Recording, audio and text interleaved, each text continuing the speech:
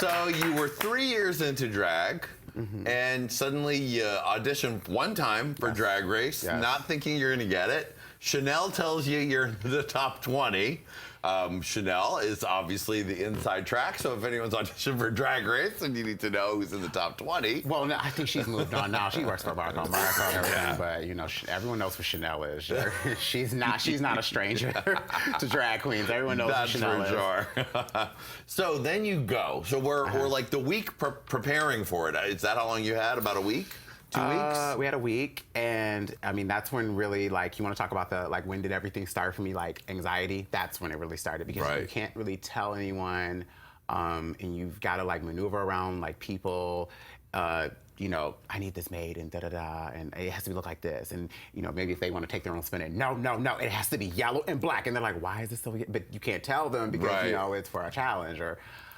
It was scary. It was definitely scary. I definitely learned in those situations that, you know, if I, like, you know, get a call back to go on All Stars 4, ding, I will know how to handle those situations now, you know, and so, but, you know, I was nervous getting ready for it, but I also felt like, you know what, this is what I wanted, and this is what I have to go through, you know. I wanted to learn, and I wanted to become the best Dida that I could be, you know, so. And what was it like walking into that workroom for the first time?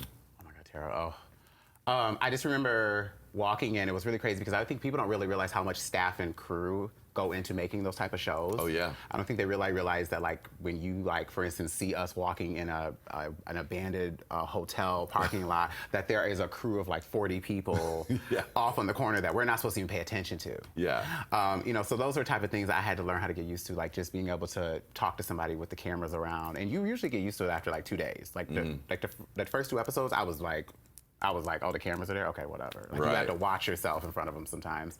But it was really, like, you know, it was just a little scary. You know, you walk into the workroom, you just see a line of cameras. Like, when you do your entry, you walk into the work and you just see a line of cameras. And then I saw the director, I remember Darren just standing there like very much just waiting. You're just like, hi, bonjour, everyone. Like, you know, like, you're just like, oh my God, this is it. Cameras are on. You're in the competition. It just started. So, I mean, you know, it was exciting. Like, to be honest with you, for me, the experience of filming, like, Drag Race itself, ashy knees and all, I had a great experience. I mean, I got to see a bunch of celebrities. I mean, I still remember, like, the fact that I got to see Loretta Devine and Regina King in person. Yeah. And, like, just whisper over to them really quickly, I love you. Like, that's some black girl magic right there for me to be able to, like, magic. I love you both.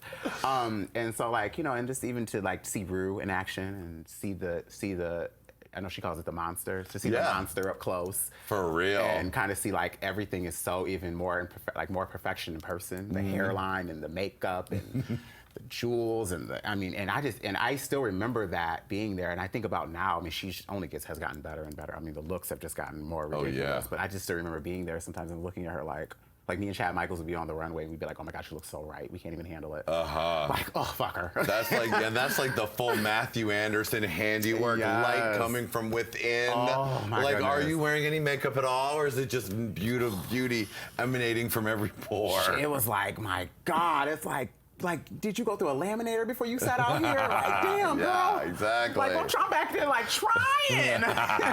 No, but it was honestly, for me, the experience of being there was really fun. I didn't have it was really fun for me. And I think it shows when you watch it. I really, you know, I wasn't a troublemaker. I wasn't screaming back to Party City craziness. I wasn't doing shenanigans. I wasn't out there showing my ass. I think I did a very good job at, you know, I don't blame it at it. I'm really proud of how I came off. But it wasn't like until afterwards. It just got a little crazy for me. So let's go back to the legendary lip sync, the day of Natalie Cole. You were versus the princess. Paint the picture for me of that moment, that time, like what was going on in your mind. Okay, so.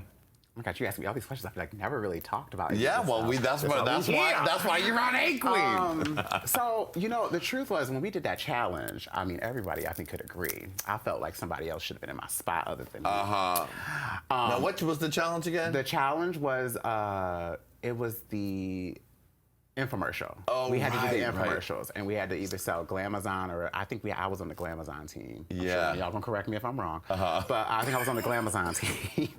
And I remember they didn't like how I did it, and I thought I did a really great job, but I felt like there was, you know, some others who deserved to be down there, and I was a little upset about that. Yeah. And so instead of me, I guess, this is where I think I'm a different competitor, because instead of me saying, well, why is she? And I'm not a person to throw nobody under the bus. I'm not. So what I was like, you know what? I'm gonna do this. I'm gonna lip sync for my life. I'm gonna show them really what I can do. You know, because some girls can act, some girls can sing, some girls are, you know, good at other, but I know one thing that I'm great at is entertainment. I'm really great at performing. I'm great at performing for a crowd of people. So I was like, you know, I'm just gonna hold off, and if I gotta go up for elimination, I'm gonna be cool. I know we doing This Will Be. Natalie Cole is here. I'm gonna slay it. This is kind of a dream. Every drag queen performs this song, so I'm just gonna make it proud. And my drag mother performed that song often. Really? So it was, a lot of things were going through my mind. So we go up to Untucked, we film Untucked. I remember Sharon and Chad can tell you, I had a breakdown moment because the judges really, I don't think they really understood me. I think they just kind of didn't, they would see like maybe the stage persona, but like I'm kind of like more quiet and private, you know, when I'm off stage sometimes. So I think that they didn't really know how to handle and how to take me. And so I kind of felt like I was a little teased. And so I just remember crying right before going back downstairs after filming Untucked and everything. And then I just remember telling myself, I'm going to lip sync, just slay it. Just slay this. This is what you do, Dida. You know how to perform. Like, you got this. You got this. Out of everything else, you know you got a performance. And then I just remember standing there and the music's just starting, and I just remember thinking like, don't stop performing until you hear the music go off.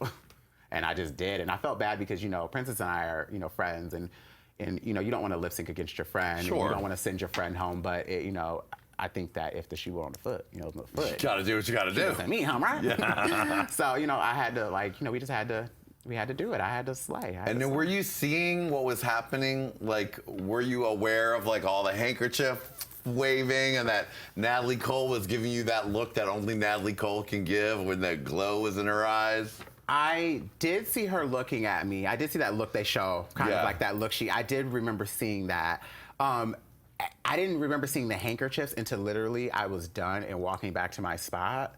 And then I remember looking up at all the judges, and they were just like putting like handkerchief, like Kleenex. I was just like, and then they finally hit me. And then I still, because you never know how reality TV works, so I was like, I mean, I could go home. I mean, I don't know what, like, I don't know what's gonna happen. And then I stayed, and I was able to stage the top 5 and show that I, you know, have something in me. So. Yeah, I mean, you did good. So yeah, but no, I didn't really have like a come-to moment to the end when they were all like waving handkerchiefs. And you're like, oh, that's for me. I was like, oh, for me. Oh, thank you. Sorry, princess. Sorry, girl. Sorry, sweetie. Gotta go. Bye. So, I love you, princess. Shout out to Princess. She's great. Shout out to her. I love her.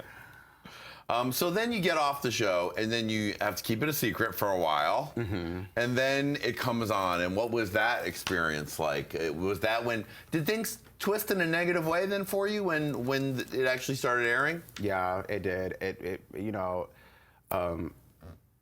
You know, and I say these things like, because you asked me, so I say these things, I don't want to like nobody ever feel like offended by, you know, like, oh, boo-hoo Dida. You know, I'm good, I'm strong. Well, look, this is about your experience and what happened, and it's different for everybody. Yeah. A lot of people have had a lot of different reactions to what happens when you go on that show. Yeah, I think that was kind of like hard for me to handle too, because like, for instance, I'm from Chicago.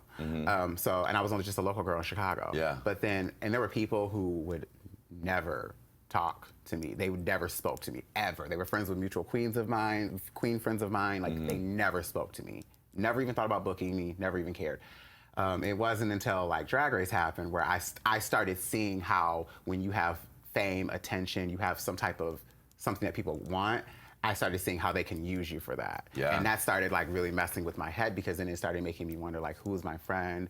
Who is like actually here for like my best interests? You know, I just want to work and perform. I'm not, you know, I don't want to deal with any like shady behavior. Yeah. And it was the first time I started really seeing that, how that works. The show business. Yeah. You know, just how show business works, basically.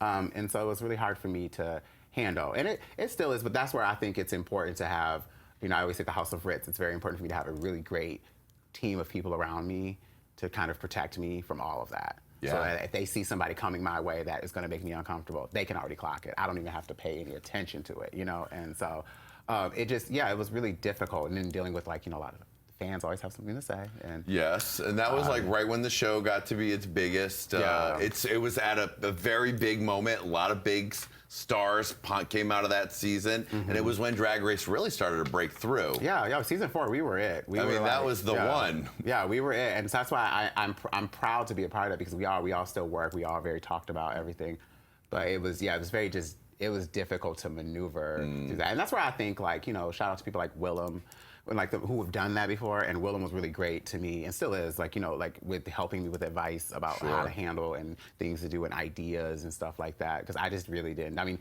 Willem and Chad were the main reason I kept saying cheesecake on season 4, because I just kept saying it because they would make them laugh. That was really it. And Latrice would laugh too, and you know, Latrice's laugh is so infectious. So I would do anything to make her laugh. But I would always say cheesecake, and so those, you know, those type of things kind of were like helpful to, like, you know, build at least a personality. But yeah, it was tough. It was very, very tough. Now, did Taj Mahal help you through this time with advice? And she did, but you know, when things got really, really hard is when she passed away. Wow. And so that's when, like, it kind of played like a whole, like, I was kind of like at the ceiling, like, you know, just like, oh my God, like, I really, really don't know what else more to do. And then boom, that was it for me. I had a phone call that morning that she had passed, and I was just like, oh, okay. Yeah. Here we go. I'm about to go crazy. I'm just gonna lose it. Just give me some time. I'm gonna lose it. And I felt, you know, this may sound crazy, but I felt maybe I was owed that, because I'd been so quiet up until then about emotions and things I had been holding in, because, like I said, I tend to bottle up stuff. Yeah. So I was just holding in all these emotions, and then finally I just let everything out, how mad I was, you know, how I felt. I had, you know, people had treated me, and I came in here respectful to you guys, you disrespect me, and da-da-da, and, you know, so. Who did you let that out to? Everyone around you? Yeah, everyone around me. Just everyone around me. Maybe to a few, maybe even people who didn't deserve it. You know, I'll be honest with you. But I was expressing kind of like all of the rage I had felt, kind of pent up, and it was a bad explosion. But I've learned a lot from it. So.